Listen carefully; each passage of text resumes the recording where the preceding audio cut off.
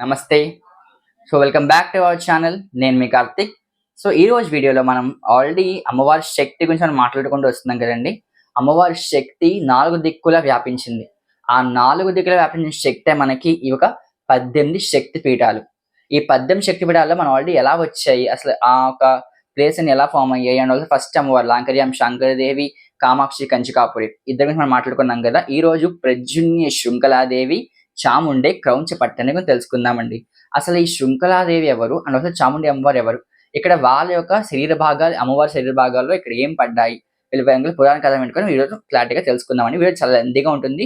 Please adjust అయ్యి మొత్తం కంప్లీట్‌గా చూడడానికి ట్రై చేయండి. యాక్చువల్‌గా మనం మాట్లాడుకుంటే ఇప్పుడు శృంఖలాదేవి. శృంఖలాదేవి గురించి మనం మనం మాట్లాడుకుంటే శృంఖలాదేవి ఇదంతా కూడా మనకి ఒక పురాణ కథ ఉందన్నమాట. దీని వెనకాల పురాణ కథ ఉంది. జనరల్‌గా కామాక్షి అమ్మవారు అంటే తమిళనాడు చెప్తూ ఉంటాం. అండ్ లేకపోతే మైసూర్‌లో చాముండి అమ్మవారు చెప్తూ ఉంటాము. పిఠాపురంలో పులిహూతిగా అమ్మవారు చెప్తూ ఉంటాం. ఇలా మనకి పలు రకాలుగా అమ్మవార్లు ఉన్నారని మనకొక ఒక టెంప్లేట్ ఉంది. లైక్ ఈ అమ్మవారు ఇక్కడ ఈ ఆర్గన్ అని చెప్పేసి మనకి ఒక ఐడియా ఉంది. కానీ ఈ శృంఖలాదేవి గురించి వస్తే మనకి శృంఖలాదేవి అమ్మవారు ఎక్కడుందో క్లారిటీ లేదనమాట. అంటే కొంతమంది అమ్మవారు వెస్ట్ బెంగాల్‌లో ఉందని చెప్తూ ఉంటారు. కొంతమంది అమ్మవారు గుజరాత్‌లో ఉందని చెప్తూ ఉంటారు. కొంతమంది అమ్మవారు ఒక ఉత్తర భాగం పడిందని చెప్తూ ఉంటారు. కొంతమంది అమ్మవారు వడ్డానం పడిందని చెప్తూ ఉన్నారు. ఇలా చాలా డిఫరెంట్‌గా మనకి అమ్మవారి గురించి బయట ప్రచారం అవుతుందనమాట. కానీ ఇంకొంతమంది ఏం చెప్తున్నారు అంటే, ఈ శృంఖలాదేవి అమ్మవారి కళంతా తీసేసి శృంగేరి శారద అమ్మవారిలో పెట్టారు. శృంగేరి శారద అమ్మవారు ప్రెజెంట్ మనకి ఒక శృంఖల అమ్మవారి స్వరూపంలో కూడా ఉందని చెప్పేసి కొంతమంది చెప్తున్నారనమాట. ఈ విధంగా మనకి ఎన్నో మిస్టరీస్ అనేవి మనకి ఈ యొక్క అమ్మవారి గురించి నడుస్తున్నాయన్నమాట అండి. కానీ నాకు తెలిసిన ఇన్ఫర్మేషన్ ప్రకారంగా నేను ఇంకా రీసెర్చ్ చేసిన ప్రకారంగా ఏంటంటే, కొన్ని కథలు తెలిసాయన్నమాట. ఆ కథలు మీకు చెప్పడానికి ట్రై చేస్తాను. ఫస్ట్ అయితే మనకి అసలు ఈ శృంఖలాదేవి ఎలా వచ్చిందంటే మనకి ఈ యొక్క ఋష్యశృంగ మహర్షి తపస్సు ఫలితం అనమాట అండి. అంటే ఋష్యశృంగ మహర్షి విభాండక మహర్షి యొక్క కుమారుడు అనమాట. విభాండక మహర్షి ఒకరోజు తన ఒక సంధ్యావందన కార్యక్రమాలు చేసుకుంటూ ఉంటే ఆకాశంలో ఉన్న ఒక అప్సరసను చూసి ఆయన ఒక వీర్యకలనం చేస్తారనమాట. ఆ వీర్యకలనం వెళ్ళి మనకి ఒక చెరువులా పడుతుంది. ఆ చెరువులో ఒక జింక వచ్చి ఆ నీళ్లు కలిసిన వీర్యాన్ని తాగుతుందనమాట. ఆ నీళ్ళు తాగేసరికి ఆ జింక ప్రసవిస్తుంది. ఆ ప్రసవించిన శిశువే మనకి ఋష్యశృంగ మహర్షి అనమాట. ఋష్యశృంగ అంటే శృంగ అంటే మనకి సంస్కృతంలో కొమ్ములు అనమాట అండి. కొమ్ములతో పుట్టాడు కాబట్టి ఋష్యశృంగుడు అని చెప్పేసి పేరు పెట్టారనమాట. ఈ విధంగా మనకి ఆయన ఋష్యశృంగ మహర్షి ఫామ్ అయ్యారు. ఈ ఋష్యశృంగ మహర్షి చాలా గొప్ప తేజోవంతుడు అనమాట. ఈయనకో వరం ఏంటంటే మనకి ఋష్యశృంగ మహర్షి ఎక్కడ ఉంటే అక్కడ వానలు పడతాయి, అక్కడ పంటలు పండుతాయి, ఒక ప్రాంతం అనేది సస్యశ్యామలం అని చెప్పేసి అని చెప్తూ ఉంటారనమాట. అందుకే పూర్వం రోమపాదుడు అనే ఒక రాజు ఉండేవాడనమాట. ఆ రాజు యొక్క రాజ్యం అంతా కూడా ఈ యొక్క కరువు కాటకాలతో మొత్తం ధ్వంసం అయిపోయింది. అందుకే ఈ ఋష్యశృంగ మహర్షిని పిలిస్తే మొత్తం అక్కడంతా కూడా సస్యశ్యామలం అయిందనమాట. ఆ రాజు ఋష్యశృంగ మహర్షి వెళ్ళిపోతే మళ్ళీ అక్కడ పంటలు పడిపోతాయని చెప్పేసి తన కూతురైన శాంతాదేవిని ఇచ్చి పెళ్లి చేస్తారనమాట. పెళ్లి చేస్తే ఈ యొక్క ఋష్యశృంగ మహర్షిని అక్కడే ఉంచుతారు. ఋష్యశృంగ మహర్షి అక్కడ ఉండి తపస్సు చేసుకుంటూ ఉంటే ఆయనకి తెలియకుండా ఒక శక్తి ఆయన్ని ఆహ్వానించిందనమాట. ఆ శక్తే చాలా మంది అంటూ ఉంటారు శృంఖలాదేవి అని చెప్పేసి కొంతమంది చెప్తూ ఉంటారనమాట అండి. ఆ శృంఖల అమ్మవారిని అక్కడ ఆయన ప్రతిష్ఠించారు. ఋష్యశృంగ మహర్షి ప్రదర్శించాడు కాబట్టి శృంఖల అని చెప్పేసి చెప్తూ ఉంటారనమాట. అలా కొంతకాలం తర్వాత ఋష్యశృంగ మహర్షి శృంగేరి వెళ్తారు. శృంగేరికి వెళుతూ ఈ యొక్క శృంఖల అమ్మవారి యొక్క తేజస్సు అంతా కూడా అక్కడ ఆవిడని తీసేసి ఆయన శృంగేరి తీసుకెళ్ళని చెప్పేసి చెప్తూ ఉంటారనమాట అండి. అండ్ మరి గంగాసాగర్ ప్రాంతంలో ఇప్పటికి ప్రెజెంట్ యాక్చువల్‌గా మనకి అమ్మవారి విగ్రహం అయితే ఎక్కడా లేదు. అండ్ అమ్మవారి మూర్తి కూడా మనకి అంత క్లారిటీగా తెలీదనమాట. ఎక్కడుందో కూడా మనకి ఎవరికీ తెలీదనమాట అండి. ఇక్కడ శృంఖల అమ్మవారి ఇంకో విశేషం ఏంటంటే మనకి బంధనం అనమాట అండి. శృంఖల అమ్మవారు అంటే బంధనం అనమాట. అంటే ఎట్లా ఉంటుందంటే అమ్మవారి యొక్క స్వరూపం ఎలా ఉండేది అంటే నడుముకి బాలింత స్వరూపంలో అమ్మవారు మనకి కనిపిస్తూ ఉంటుందన్నమాట అండి. నడుముకి ఒక క్లాత్ కట్టి ఉంటుంది కదా! అమ్మవారు కూడా నడుముకి ఒక క్లాత్ కట్టుకొని మనకు దర్శనమిస్తూ ఉంటారనమాట. శృంఖల అమ్మవారు అలా దర్శనమిస్తూ ఉంటారనమాట అండి. ఈ అమ్మవారి కళను తీసుకెళ్ళి మనకి శృంగేరి శారదా అమ్మవారిలో పెట్టారని చెప్పేసి కొన్ని కథనాలు నడుస్తూ ఉన్నాయన్నమాట. అండ్ ఇప్పుడు గంగాసాగర్ తీరంలో మనకి అక్కడ మొత్తం అంతా కూడా ధ్వంసం చేసేసారు కదా! సుల్తాన్ల కాలం ధ్వంసం చేస్తారనమాట అండి. మొత్తం 17వ శతాబ్దంలో ఈ దేవాలయం నిర్మిస్తే 14వ శతాబ్దం వచ్చేసరికి మొత్తం అంతా కూడా ధ్వంసం అయిపోయిందనమాట.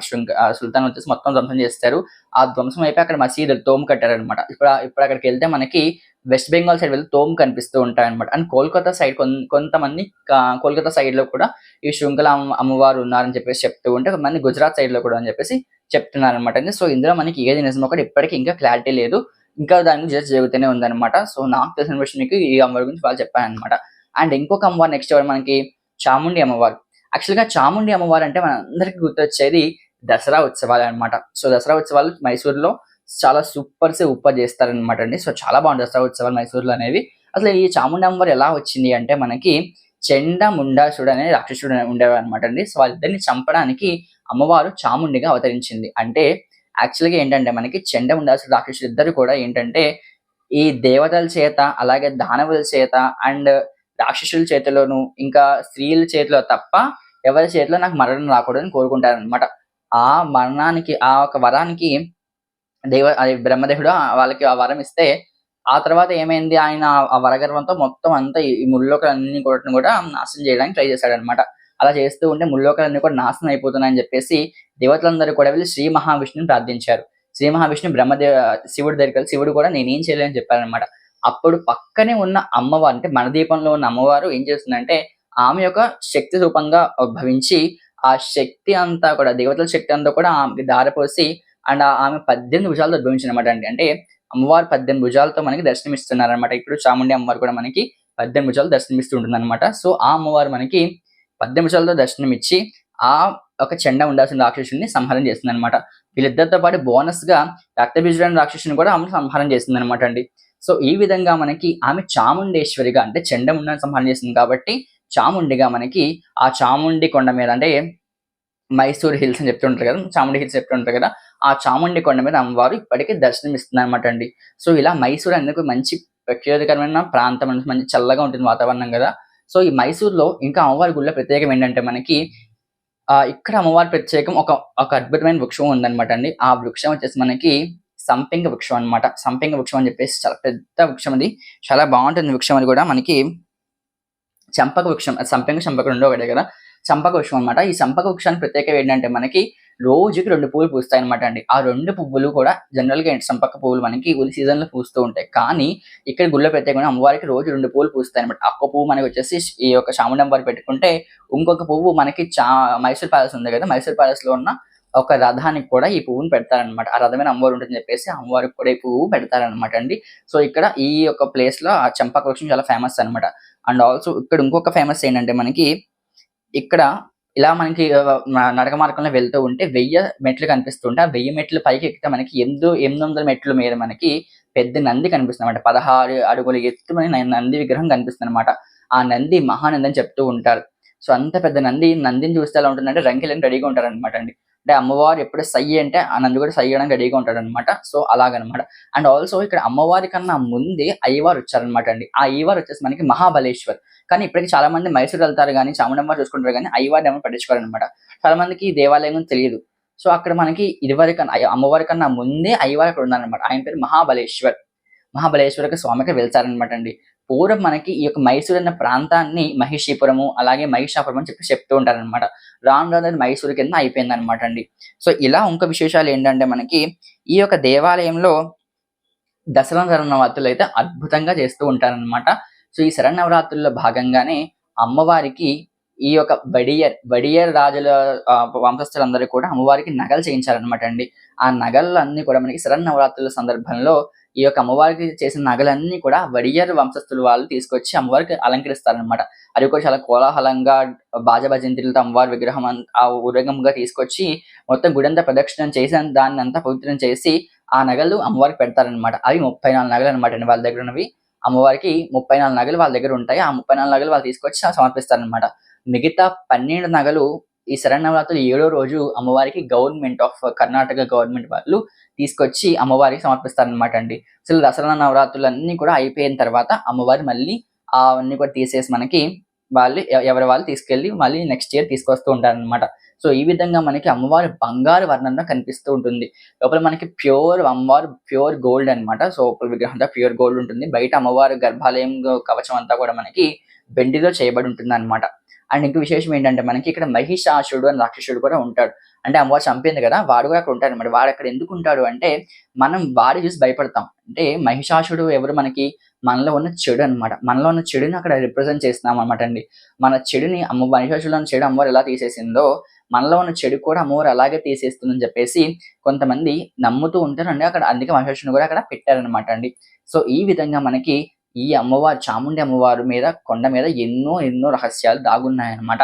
అండ్ ఇంకొక విశేషం ఏంటంటే మనకి అమ్మవారు దసరా నవరాత్రుల్లో చాలా అద్భుతంగా మనకి అమ్మవారి యొక్క మొఖశుభ చాలా అద్భుతంగా ఉంటుందన్నమాట. ఉత్తి రోజుల్లో కన్నా కూడా దసరా నవరాత్రుల్లో అమ్మవారి తేజస్సు చాలా అద్భుతంగా ఉంటుందని చెప్పేసి కొంతమంది చెప్తూ ఉంటారనమాట అండి. అండ్ ఆల్సో ఇక్కడ అమ్మవారి నుంచి మనకి 2 శక్తులు ఉద్భవించాయన్నమాట. ఒకటి మనకి జ్వాలాముఖి, ఇంకోటి త్రిపుర సుందరి అనమాట అండి. సో ఈ 2 స్వరూపాలు కూడా మనకి అమ్మవారి నుంచే ఉద్భవించాయని చెప్పేసి కొన్ని పురాణాల్లో చెప్తున్నారనమాట. సో ఈ విధంగా మనకి చాముండి అమ్మవారు అలాగే శృంఖల అమ్మవారి గురించి మీకు చెప్పడం జరుగుతుందండి. శృంఖల అమ్మవారి గురించి ఇంకా ఇంకా చాలా విశేషాలు ఇంకా హిస్టరీలోనే ఉన్నాయి. లైక్ రిసెర్చ్‌లోనే ఉన్నాయి. కొన్నైతే బయటకొస్తున్నాయి. ఇంకా కొన్ని ఇంకా బయటికి రావాలి. అండ్ చాముండి అమ్మవారి గురించి అందరికీ తెలిసిందే కదా! చాలా famous temple in Mysore. Mysore ఎవరైనా ఖచ్చితంగా వెళ్తే చాముండి అమ్మవారిని చూడండి. And Chamundi hills, Mysore palace ఇవన్నీ కూడా దర్శనం చేసుకోవడానికి ట్రై చేయండి. సూపర్ ప్లేస్ అనమాట. క్లైమేట్‌కి కావచ్చు, మనకి అన్నిటికి కూడా మంచిగా కూల్ క్లైమేట్ ఉంటుంది. సో హ్యాపీగా వెళ్లి దర్శనం చేసుకొని అమ్మవారి దర్శనం చేసుకోండి. శరన్నవరాత్రుల్లో వెళ్తే మీకు ఇంకా అదృష్టం పడినట్టే అనమాట. సో సూపర్ ఉంటుంది దర్శనం చేసుకోండి అమ్మవారిని. సో శృంఖల అమ్మవారు అలాగే చాముండి అమ్మవారి ధ్యాన శ్లోకం తెలుసుకుందామండి. సో ఈ ధ్యాన శ్లోకంలో భాగంగా మనం ఏం చేయాలి, మనకి ఇక్కడ లలితాసహస్రం పుస్తకంలో మనకి ఇవన్నీ కూడా ఉంటాయన్నమాట. సో ఇక్కడ మీరు నేర్చుకోవచ్చు ధ్యాన శ్లోకాలన్నీ కూడా. సో శృంఖల అమ్మవారి ధ్యాన శ్లోకం వచ్చేసి మనకి ప్రద్యుమ్ని వంగరాజ్యాయాం శృంఖల నామభూషితే విశ్వమోహితే దేవి శృంఖల బంధనాశిని. శృంఖల అమ్మవారికి ధ్యాన శ్లోకం అనమాట. అథవా చాముండి అమ్మవారి ధ్యాన శ్లోకం వచ్చేసి మనకి క్రౌంచపుర స్థితే మాత చాముండ దుష్టనాశిని సర్వసిద్ధి ప్రభాదేవి భక్త పాలన దీక్షిత. ఇలా మనకి చాముండి అమ్మవారు అలాగే శృంఖల అమ్మవారి ధ్యాన శ్లోకాలు ఉన్నాయన్నమాట. అండ్ యాక్చువల్‌గా వీడియో మధ్యలో కట్ అయింది. సో కొంచెం టెక్నికల్ ఇష్యూ‌లో వీడియో కట్ అయింది. సో మీకు పాతది ఇది కొంచెం మంచి డౌట్ మీకు లైక్ ఆడియో కొంచెం క్లారిటీ వస్తుందన్నమాట. సో అందుకే మళ్ళీ రెండిటిని జాయిన్ చేసి పెడుతున్నాము. సో ప్లీజ్ ఎక్స్‌క్యూజ్ చేయండి. లాస్ట్ ఈ పార్ట్ మాత్రం ఎక్స్‌క్యూజ్ చేసుకోండి. ఇంకైతే మనకి ఇలా శక్తి వడగం తెలుసుకున్నాం కదండీ. సో నెక్స్ట్ వీడియోలో ఇంకో శక్తి వడగం మాటలకి ముందుకొస్తాను. అండ్ ఇక్కడ మెయిన్ మనకి చాముండి అమ్మవారి యొక్క కేశపాశం మనకి ఇక్కడ పడిందని చెప్పేసి చెప్తూ ఉంటారు. అలాగే శృంఖల అమ్మవారి యొక్క ఉదర భాగం పడిందని చెప్పేసి చెప్తూ ఉంటారనమాట. సో వెస్ట్ బెంగాల్, గుజరాత్ అనేది చాలా మంది డౌట్ ఉన్నాయి. సో మీకు అది తెలిస్తే వెస్ట్ బెంగాల్, గుజరాత్ అని తెలిస్తే కామెంట్ సెక్షన్ తెలియజేయండి. అండ్ ఆల్సో చాముండి అమ్మవారి గురించి ఇంకా డౌట్స్ ఉన్నా, శృంఖల అమ్మవారి గురించి డౌట్స్ ఉన్నా ఖచ్చితంగా కామెంట్ సెక్షన్‌లో అడగండి. ఖచ్చితంగా చెప్తాను, ట్రై చేస్తాను. అండ్ మరిన్ని వీడియోస్‌కి మన ఛానల్ సబ్స్క్రైబ్ చేసుకోండి, లైక్ చేయండి, షేర్ చేయండి, కామెంట్ చేయండి. అలాగే మీ ఫ్రెండ్స్ అండ్ ఫ్యామిలీకి కూడా షేర్ చేసేయండి. అండ్ మీరు లైక్ చేయడం వల్ల ఒక బూస్టింగ్‌గా ఉంటుందన్నమాట. శ్రీమాత్రే నమః. జై శ్రీరామ్.